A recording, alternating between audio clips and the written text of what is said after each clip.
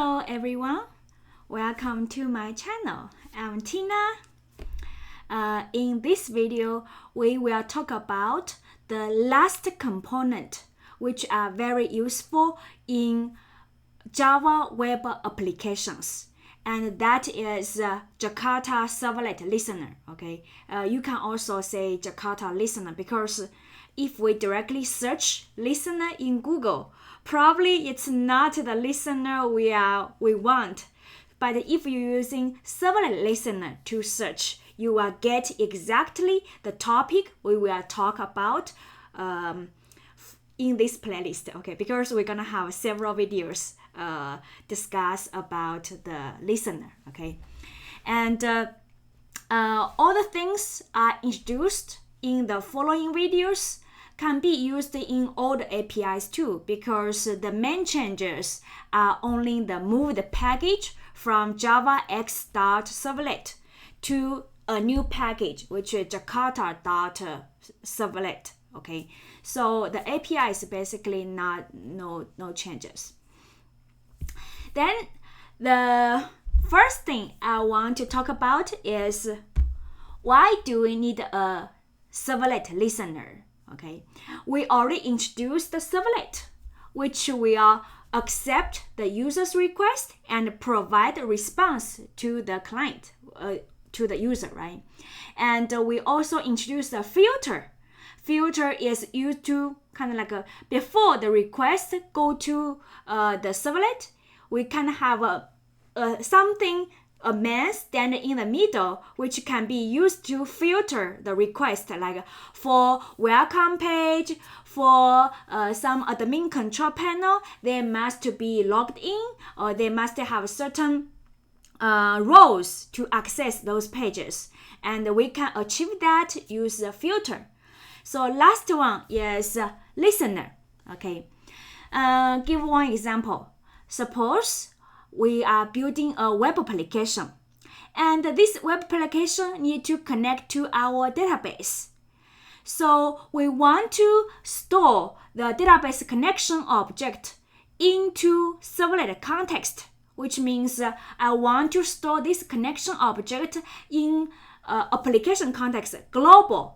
So every servlet and every JSP are able to use this connection object to connect to database and retrieve the information. So how can you, where you put this connection object into the servlet context? Where? There's some people say, this is gonna be suppose our application only has one entry point, like probably we can give example like Facebook, the entry point we can say is a login page. Okay, but it also have others like create a new user. I think it also has another entry point. But the entry point means in order to access our application, you must go through the login page. Okay, then you can access other pages.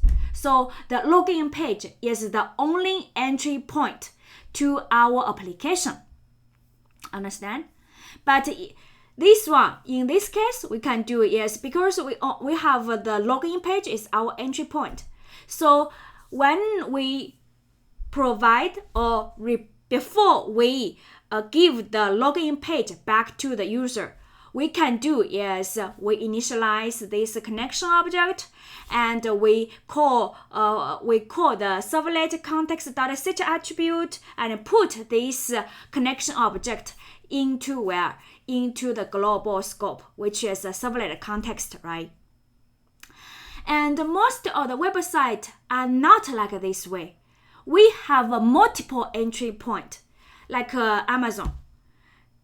Okay, when we go to Amazon, okay, you can using the order page, you can using the login page. Suppose you use Remember Me, okay, you can using login page, and you can use some other people can share a link with you. You can also through that link to access that page. Probably you bookmarked probably you bookmarked some pages, and you can through that bookmarked link to access Amazon. So in this case, like Amazon, we have many entry points. So when we have many entry points, where should I create and set this connection object into application, into global layer? Should I do in every place, in all the pages, in all the servlets? Not good, right? Because your code get duplicated. So now our question is, how will we implement it? And I think the answer should be very clear. Yes, servlet listener. Okay. So next video, I will introduce servlet listener. So see you in next video. Bye bye.